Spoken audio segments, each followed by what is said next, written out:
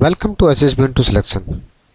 Okay friends, इस video में मैं आपको बताऊंगा कि इंट्रोस्पेक्शन कैसे कर सकते हैं, इसका क्या बेनिफिट है।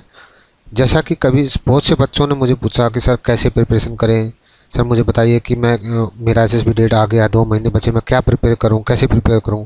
तो फर्स्ट थिंग्स जो रिक्वायर्ड है वो है इंट्रोस्पेक्शन।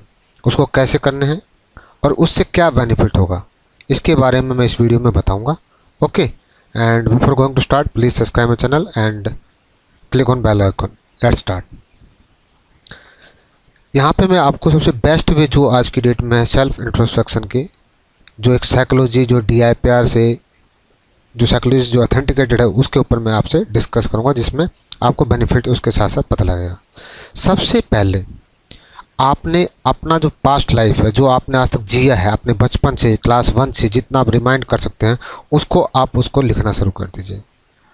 कोशिश करिए यदि हो सके तो आप एक डायरी, जर्नल राइटिंग जिसको बोलते हो, डायरी आप लिखना शुरू कर दीजिए। इससे 2 फ़ायदे होंगे। सबसे पहले आप अपने पास्ट के बारे में पता कर सकते हैं कि आपने कहाँ मिस्टेक की थी और क्यों की थी, जो कि आपके इंटरव्यू में हेल्प करेगा। जैसे कि किसी का नंबर में वेरिएशन आ रहा है, 10th में 89% है और 12th में 60% है, तो इतना जो डिफ्रेंशिएट है वो क्यों है, तो उसके बारे में आपको आंसर मिलेगा।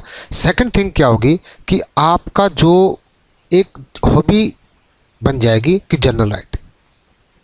ओके, तो आपको अपने पास्ट के बारे में बहुत जानना बहुत ही ज़रूरी, बहुत इंपॉर्टेंट है। जो आपका जो प्रेडिक्शन वैल्यू है वो हमेशा पास्ट से होता है। जैसा कि आप देखते हो कि हमेशा आपके बारे पास्ट में इंटरव्यू ऑफिसर हमेशा पास्ट के बारे में पूछता है, ठीक है।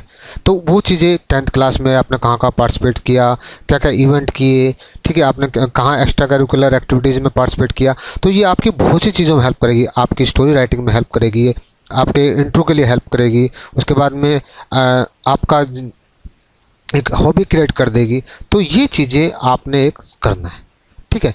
यदि आपके पास 1 या 2 महीना भी, तो आप इसको 10 से 15 दिन में आराम से कूल माइंड में लिख सकते हैं, ठीक है। उसके बाद में नेक्स्ट आता है जो मोस्ट इम्पोर्टेंट है, जो आपने डेली बेसिस पे करना है, ठीक है। ये क्या है कि जैसे ही आप अपने बेड पे जाते हो, ओके, तो आपने करना कुछ नहीं है। जब आप सोने के लिए जा रहे हो तो आपने पूरा दिन जो आपका है उसको रिमाइंड करना है कि आपने आज क्या किया, स्टार्टिंग फ्रॉम जब आप अपने बेड से उठे थे। इससे फ़ायदा क्या होगा? इससे फ़ायदा ये होगा, सबसे पहले आप अपना जो शेड्यूल है, क्या जो आपने अपना डेली रूटीन्स बना रखा, क्या उसके ऊपर आप स्ट्रिक्ट हैं या नहीं है, ये आपको पता लग जाएगा। क्या आपके डेली रूटीन्स के अंदर कुछ अमेंडमेंट की रिक्वायरमेंट है या नहीं है, वो आपको पता लग जाएगा। तीसरी थिंग जो सबसे इम्पोर्टेंट होगी कि आपको अपनी जो जर्नल वीकनेस है वो आपकी पता लगेगी, आपकी जो स्ट्रेंथ है वो आपको पता लगेगी, और इससे आपकी इमेजिनेशन और मेमोरी पावर भी बढ़ेगी, ठीक है। तो इस चीज़ को आप डेली रूटीन बेसिस पे कीजिए, आपको डेफिनेटली हेल्प होगा, it's my guarantee. Okay, third thing is, अब आती है इंट्रो की पार्ट के बाद। इसमें क्या है कि जैसे बहुत से बच्चे हैं, जब वो बात करते हैं तो उनका जो बॉडी का जो पोस्चर है, उनका फेस का जो एक्सप्रेशन है वो बहुत ही अजीब किस्म का होता है।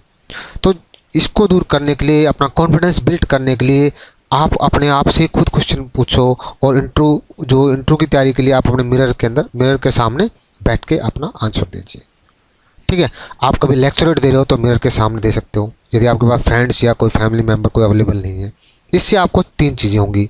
सबसे पहले आपका कॉन्फिडेंस बिल्ड होगा, दूसरे आप अपने बॉडी की जो एक्सप्रेशन है, आपका फेशियल एक्सप्रेशन है, बॉडी की जो मूवमेंट्स हैं, हैंड मूवमेंट्स है, आइज मूवमेंट्स हैं, आपके फोरहेड आईब्रोज मूवमेंट्स हैं, उसके बारे में आपको पता लगेगा, ठीक है।